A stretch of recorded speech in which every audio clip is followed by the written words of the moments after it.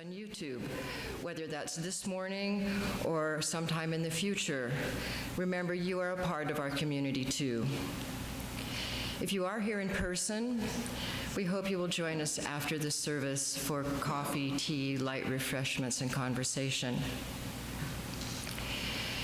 Here at Westside, you will find welcome and acceptance regardless of who you are, what religious or spiritual beliefs you follow or don't follow, how you identify yourself, or how you choose to live your life.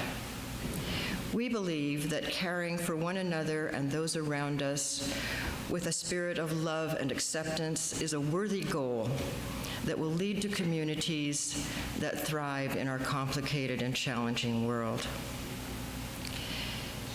If you check your order of service, you will find announcements about happenings at Westside. If you are streaming on YouTube, they will have been up on the screen. Announcements are also available on our website at westsideuuc.org and in our weekly e-newsletter. If you've not subscribed to the newsletter and would like to do so, there's a QR code on your screen or on your order of service, or you can sign up on our website. And now I believe Reverend Carol has some other announcements. Good morning, everyone. Good morning. It's great to see you all. Welcome to Westside. I'm Reverend Carol Bedeau. I am privileged to serve here as minister. My pronouns are she, her, and hers. And today is a day where we're thinking about transitions in life, rites of passage, things like Father's Day, right? One of the big things that we mark each year is Pride. It is Pride Month. And next week is our Pride celebration. So, if you are going to be here for our Pride celebration next week, I want to invite you to do a couple of things. Wear your pride. So, if that means just wearing something colorful or rainbow, or if you have particular, whatever it is for you, wear your pride next week. And if you happen to have any pride flags or pride banners, bring them along. We're going to have a small pride parade. We're not going to march around town or anything, but we'll probably do a little pride parade in the building on our pride coming down at us. We will probably do a little pride parade on the property. So please wear your pride and bring any pride banners or flags that you have with you next week. So,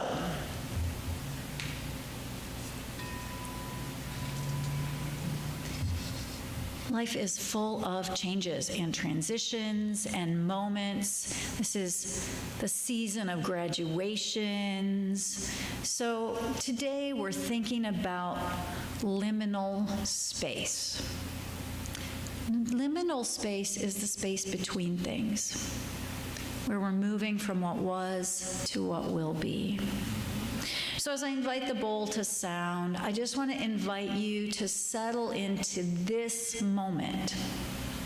Not where you were in the past, not where you're going to be tomorrow, or where you think you're going to be tomorrow. Just be here, right now, in the embrace of this community.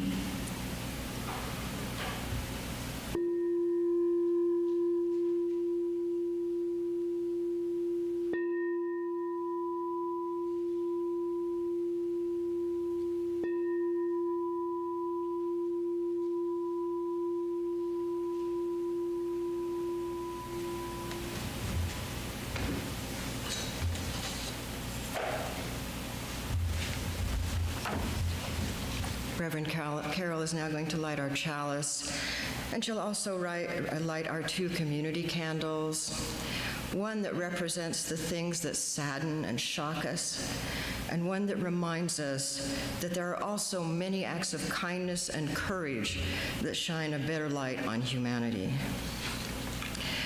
Our chalice lighting reading today comes from Dana Wursnop, and was found on the UUA worship web. It's called I Want to Be with People. Often people say that they love coming to a place with so many like-minded people.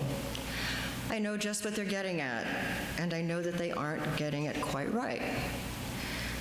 I don't want to be with a bunch of people who think just like me. I want to be in a beloved community where I don't have to think like everyone else to be loved and to be eligible for salvation. I want to be with people who value compassion, justice, love, and truth, though they have different thoughts and opinions about all sorts of things. I want to be with independent-minded people of good heart. I want to be with people who have many names and no name at all for God. I want to be with people who see me in goodness and dignity, who also see my failings and foibles upon the earth, and who still love me. I want to be with people who feel their interconnection with all existence and let it guide their footfalls. I want to be with people who see life as a paradox and don't always rush to resolve it. I want to be with people who are willing to walk the tightrope that is life and who will hold my hand as I walk mine. I want to be with people who let church call them into a different way of being in the world. I want to be with people who support, encourage, and even challenge each other to higher and more ethical living. I want to be with people who inspire one another to follow the call of the Spirit. I want to be with people who covenant to be honest, engaged, and kind, who strive to keep their promises and hold me to the promises I make. I want to be with people who give of themselves, who share their hearts and minds and gifts. I want to be with people who know that human community is often warm and generous, sometimes challenging, and almost always a grand adventure. In short, I want to be with people like you.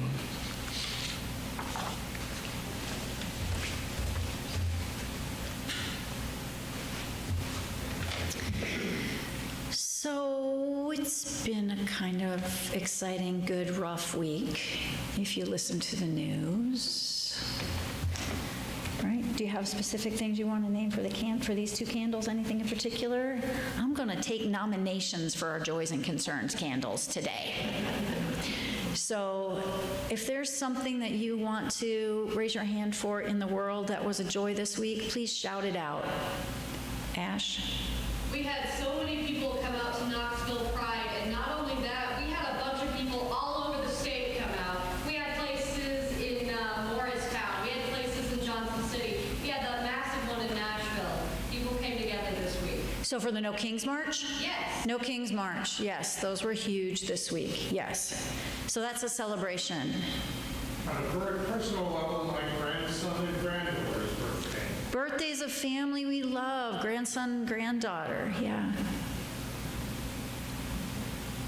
My brother and my dad's rest. Yeah, we had an interment celebration this last week that was a beautiful moment, yeah. Which is a mix of joy and sorrow. I listened to NPR on the way to church this morning, which is always sobering. So concerns about Israel and Iran, concerns and condolences for the two lawmakers and their partners, their spouses who were shot in Minnesota this week. We can't forget that terrible plane crash. The plane crash in India, yeah, yeah. So life is this full of all these things. We were planning our Pride celebration this morning. Some of us were sitting in my office planning for next week's Pride celebration, and I kept having to say, and we're going to celebrate. Like, I just have to keep reminding myself, right? And Ash made the comment that, sometimes we grieve and then we celebrate because we have to celebrate to keep going. So we are going to say, first, we're going to start with a celebration of the act of fathering. Now, I would like to expand the definition of that beyond people who happen to have been born assigned male at birth, who happen to have had biological children, although those fathers are absolutely wonderful and amazing, but all of the people who have fathered us in all the ways they have fathered us. I want to take a moment for us just to do a little reflection, meditation, quiet moment. If you feel like closing your eyes, now's a good moment to do it. Or just resting your eyes someplace peaceful. Call to mind those wonderful people, perhaps in male bodies, perhaps not, who embodied fathering to you. They may still be with us, or they may have already passed. Calling to mind the individuals who embodied the qualities of care and teaching, leading and guiding, mentoring, that mean fathering to you. And those can mean different things to different people.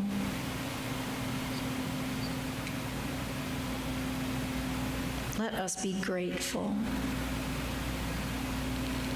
for all of the individuals who have served as caregivers, as teachers, as guides to younger people. Because without them, our journeys could not have been possible.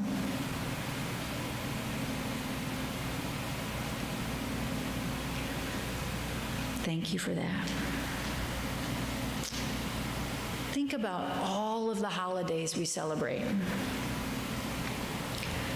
I'm sure most of us have our favorites, okay? Some people are summer holiday people, some of us are fall holiday people, right? We all have the ones that mean the most to us, right?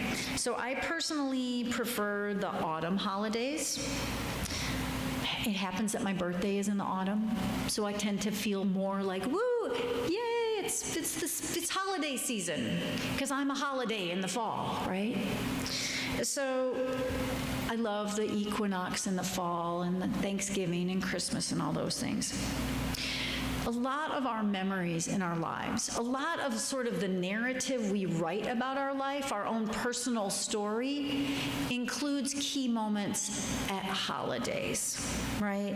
Seasonal celebrations. They help us mark time. They give us sort of annual check-ins with our family, with our community. They're cyclical reminders of our values, of our priorities. You know, I know that, like, if I am celebrating Christmas with my parents, for example, I expect it to smell like Christmas with my parents when I was 6. Like, they're not allowed to change their diet. Because that's like an important keystone for me, right? They're these cyclical reminders that are annual.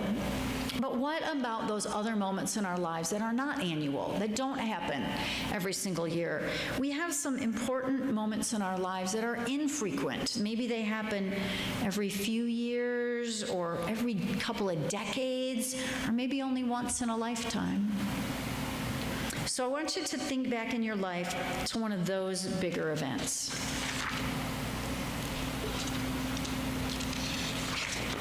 There are important moments that help us mark the passage of our lives through their stages. So feel free to shout some out. What are these that only happen once, twice?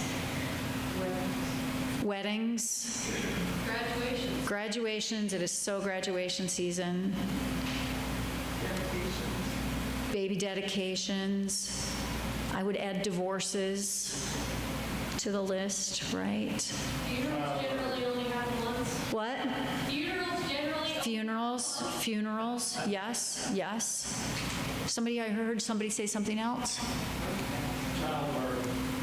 Childbirth, yeah. So there's the dedication of the baby, but there's also the person actually giving birth. That's a very memorable event for anybody who's gone through it.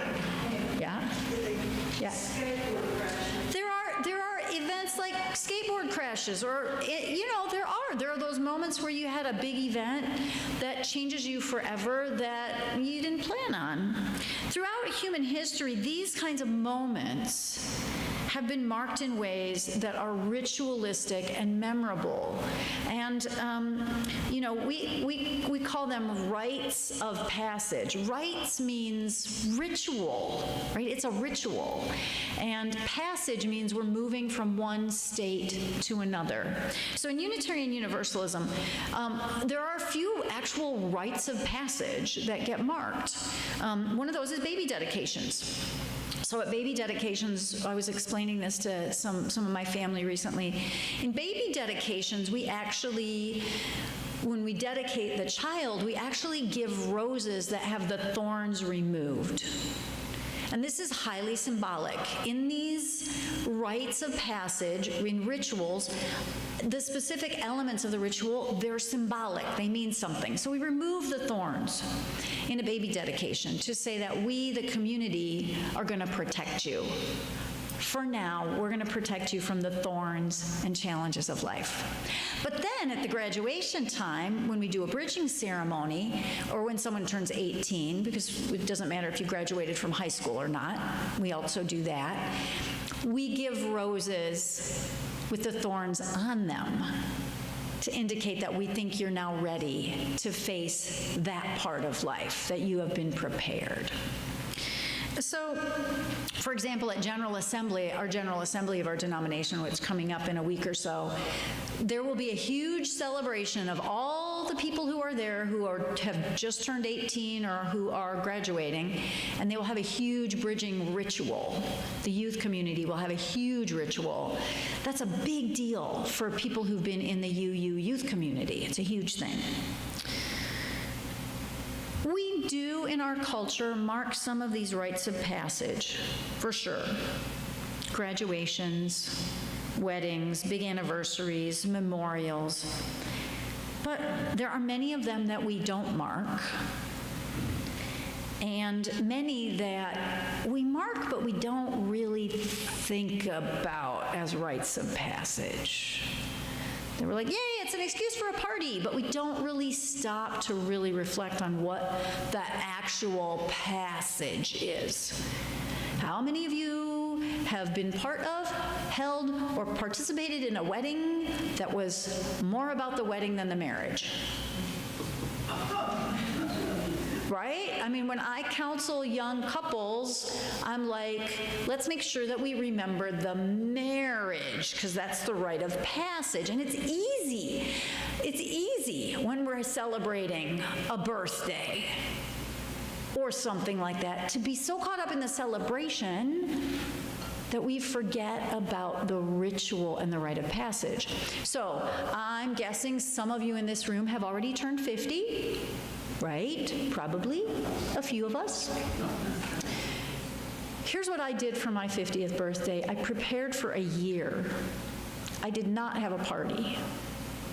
But for a year, I meditated on what had already passed in my life and what I wanted to have occur in the next 50 years. I spent months journaling and reflecting.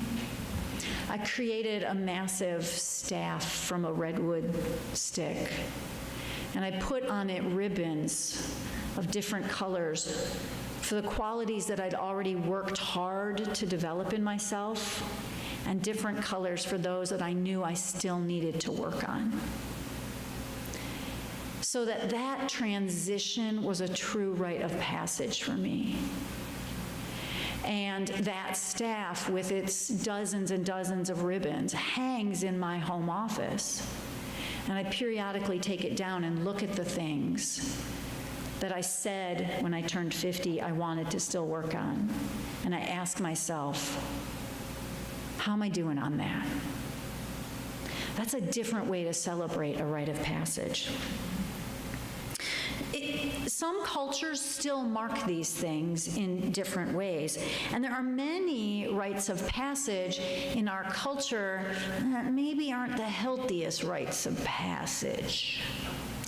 So some other examples of rites of passage, coming of age rites of passage, are the kinds of things that cultures have celebrated for millennia.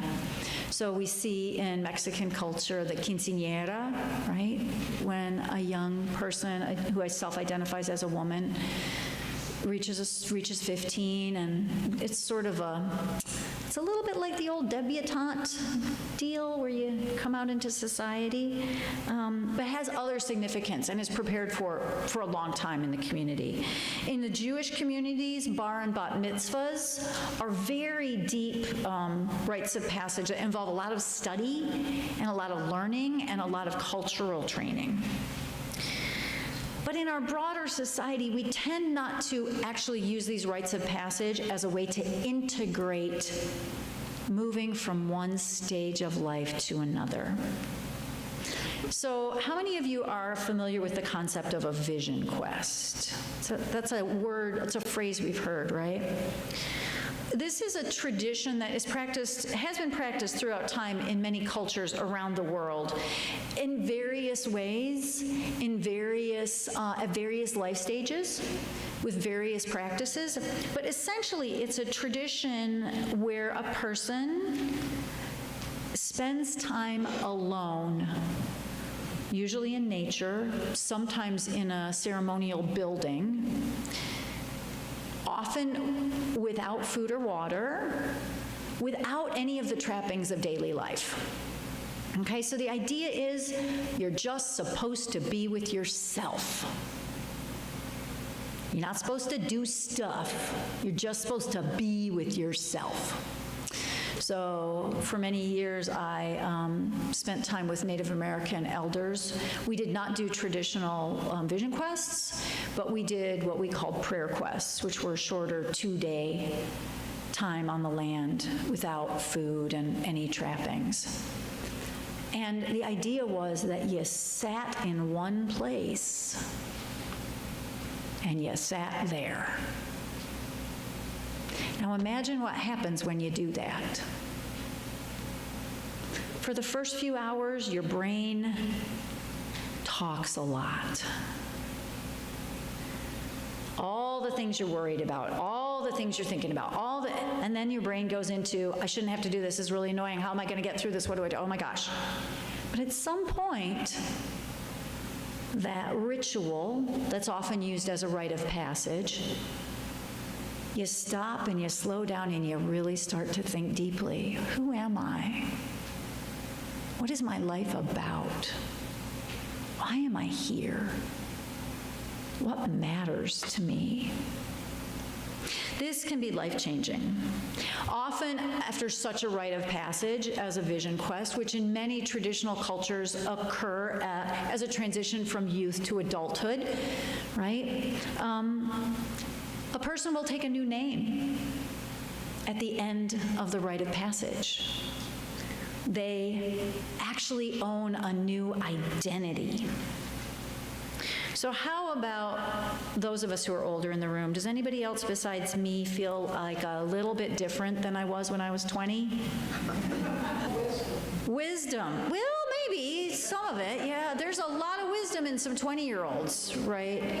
Right? There's some wisdom there, too. But yes, I am not the same person I was when I was 20. I'm not the same person I was when I was 30 or 40 or even 50, right? So some cultures make a point of allowing people to fully acknowledge these changes and recognize them within the community, where you are essentially perceived as reborn. You are renamed. Another example. How many of you have ever heard of a croning ceremony? Croning, a croning ceremony. This is something our culture kind of like looks at, because we're misogynistic, and second, because we're anti-ageist. So I'll just say that. That's going to be the most radical thing you'll hear me say today. A croning ceremony is this. This is a ceremony that many of my friends have gone through or are looking forward to. When someone who identifies as a woman reaches the stage of life where she is considered an elder a wise woman, a crone. This means leaving behind the stage of life where one is primarily a caregiver to your immediate family in the local sense, and is understood as a move into a more global role as leader and caregiver and visionary and guide to the world. The crone is the one who is ready to mother the planet. In our society, we tend to ignore and actually outright avoid transitions into elderhood. We do not honor and respect that transition for anybody, regardless of gender identity. And this has some significant implications for how we function as a society. It's a little bit chicken. We disrespect our elders, and so we don't have rituals that honor them, and we don't have rituals that honor them, and so we perpetuate the disrespect. Many of us are ashamed of changing age. Birthdays, when people are becoming elders, often involve lying, which is cute, but it's also horrible. It's horrible. In other cultures, these rites of passage are important, right? Every single bit of wisdom we have learned through our life experience should be honored and respected. So instead of really saying, hey, I want to take time to really acknowledge what has happened to me in the last year, the growth I've had, what has been good, the things I have learned, we tend to just be like, well, let's have a party, that was great. We don't take as much time as we might to reflect deeply on the passages in our lives. And as a result of that, we don't necessarily, as a community, honor each other's deep passages. So I mentioned events like that might be considered losses that we don't acknowledge: divorces, job losses, moves. We rarely take time as a community to reflect deeply upon and honor the ways those things change us. I know that for me, I have been lucky enough to have communities that do a lot of rites of passage, do a lot of rituals for rites of passage, and I can tell you that those make a huge difference in how I understand myself and how integrated I feel as a person. Right? To have my community be with me and say, wow, we see the work you've done on that thing that, you've been struggling with. You've changed. How many of you go back to see family or people you knew many years ago and they expect you to be the same as you were? And you feel frustrated because they treat you like the person you were when you were 15 or 20, and they don't really understand how much you've changed. They don't recognize you. And I've been lucky to have communities in my life that are much more focused on these rites of passage, but I can also tell you that the things that have not been acknowledged are still things that I struggle to integrate. Because having community acknowledge and integrate those things makes a difference. So I want you to imagine something. Imagine your life. And imagine that in your life, each time a significant shift in your inner world happened, your community, maybe that's just a couple of people or a bigger community, stopped and paused and spent time with you and said, we're paying attention. How different would you feel as a person? These things matter.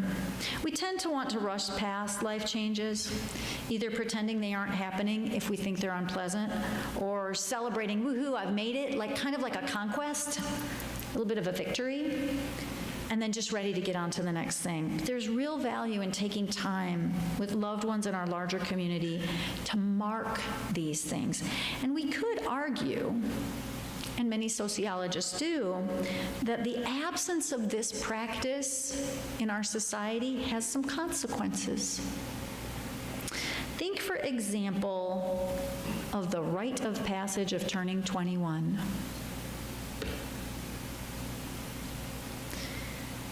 Or, not at that age maybe, probably more importantly, the first time someone drinks alcohol, regardless of age.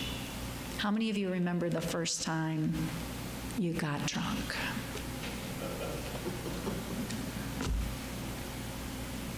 Or did something else? Some sociologists, psychologists, and theologians argue that lacking significant and meaningful rites of passage that are carried out by the community and guided by mature, responsible adults, young people will initiate themselves and each other in ways that are sometimes harmful or self-destructive. And we continue to do this throughout life, right? I was thinking as I wrote this, how many people think that buying the Maserati is their rite of passage? Or the fancy car, or the whatever, right? That's a rite of passage. It proves something. Think about the ways we prove our transitions in our lives, lacking a true community gathering to really honor what's changed on the inside of us. So I'd ask you this: what significant moments in your life have gone unacknowledged?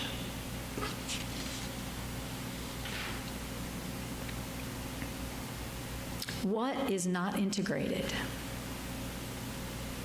Discovering your own faith. Discovering your own faith is a really good one.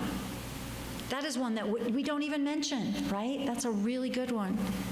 For how many of us coming to Westside was a turning point in your life?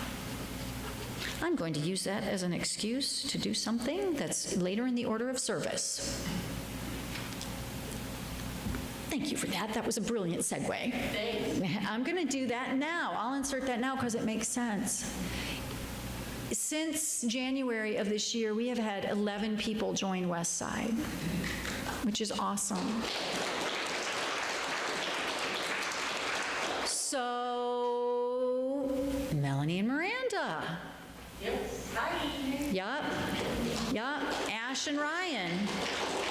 Tremaine. Also the whole Coar family, Bill and Anna and Baz and Lily and Ray, who aren't here this morning. That's a rite of passage. When someone says, hey, I have been bumming around churches and not happy for a long time, this is a place that I feel at home. That's a rite of passage. So that's important, right?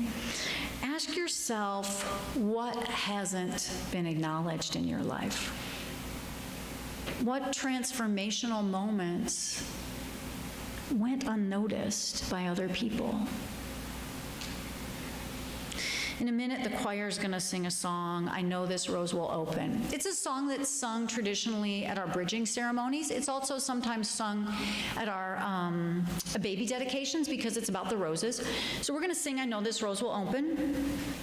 And while we sing it, you're welcome to join in singing, but I also want you to allow yourself to consider it a moment where you get to reflect on that transition. Whatever it is in your life, in your memory, in your experience that hasn't been acknowledged. So I'd like the choir to come forward. And we're doing this in 3 parts, so I'm going to explain it. So let's do 3 layers, 3 tiers here on the steps. However you want to do that. 1s, 2s, and 3s. So the way this works is, the words are up there. We're going to sing it. We're going to sing it all the way through once, and then we're going to sing it as a round, 3 times through. We had a debate this morning whether it was 2 or 3 times through. It's 3? 3. We have agreed it's 3 times. So the magic number this morning is 3. 3 parts, 3 times through. We will sing the whole song. I'm going to go to the piano and give us a starting note. We will sing the whole song all the way through together, and then we're going to break into parts. Tell me what the first one is. 396. It's a note. It's a B. Okay.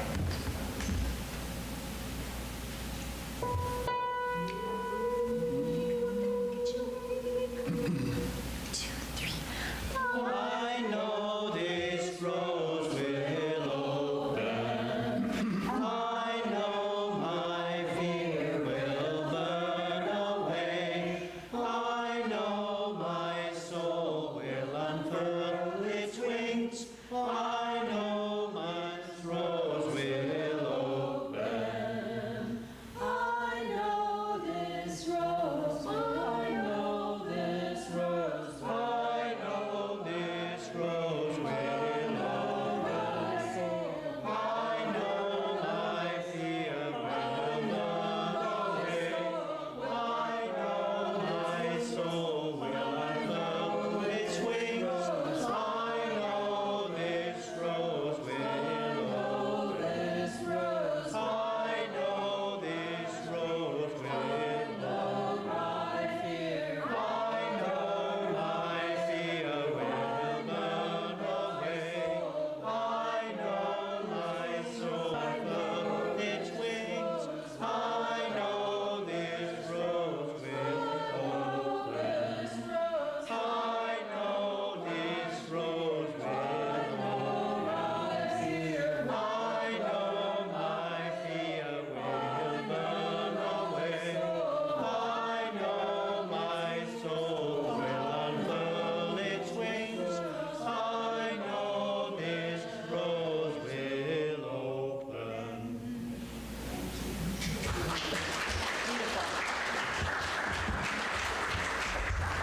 I hope many of you have noticed how big the choir is getting. It's a pleasure. And you all can join in if you like. We want to send a shout out to Jan Coe also, who's been working with the choir this month, which is awesome. It's great. Jan's been doing that. It's great.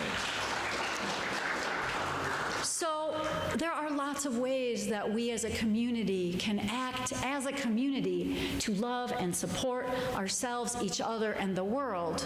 This is the part of the service where we talk about all the things we do in the world, the justice and generosity work we are doing. I want to especially we have a new justice and generosity team.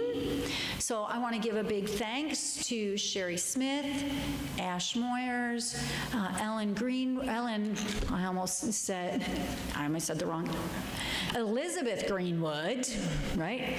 There's many Elizabeths and Ellen. Elizabeth Greenwood and Jacqueline Risvalto, who are all working now to help us coordinate all the justice and generosity work we do. And so thank you to them. You can always make financial contributions to Westside. There's a box in the back of the room. There's a QR code. There's a QR code on your screen. There's a big QR code. Our partner right now is Knox Pride. Next week, I will be announcing all the dates of all the Pride events. Knox Pride has its Pride Fest in the fall now, in October. But we still are supporting them during this Pride Month. So if you make a contribution to Westside that is undesignated, you will give part of that to Knox Pride. And there's also a separate box and a separate QR code that you can use to donate directly to them. You can also be in the choir. You can also help out with coffee hour. There are so many things you can do to contribute to the ways that we make a difference as a community. Starting in July, we will be shifting to a new justice and generosity partner. Our summer quarter, we focus on environmentalism. So we'll be talking with the Green Sanctuary Committee about that.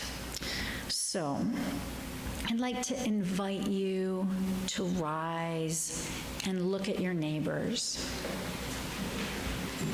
I want to give a big thanks to all our virtual attendees and ask Brad to please turn off the live stream at this time. And Elizabeth.